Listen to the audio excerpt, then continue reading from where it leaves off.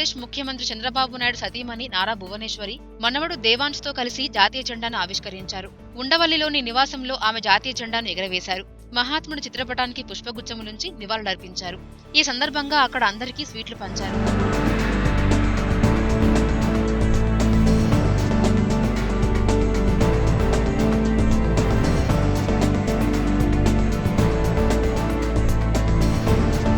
విజయవాడలోని ఇందిరాగాంధీ స్టేడియంలో జరిగిన గణతంత్ర దినోత్సవ వేడుకల్లో మనవడితో కలిసి భువనేశ్వరి పాల్గొన్నారు.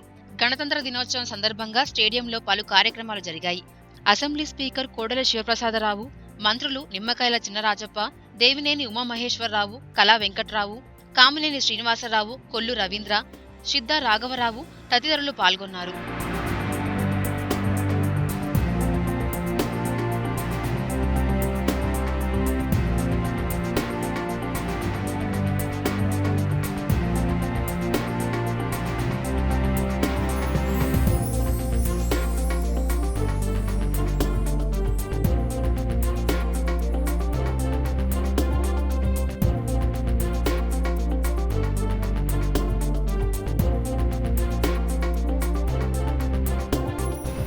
Hi, this is Vijay Devarkonda. Please do subscribe to New Waves.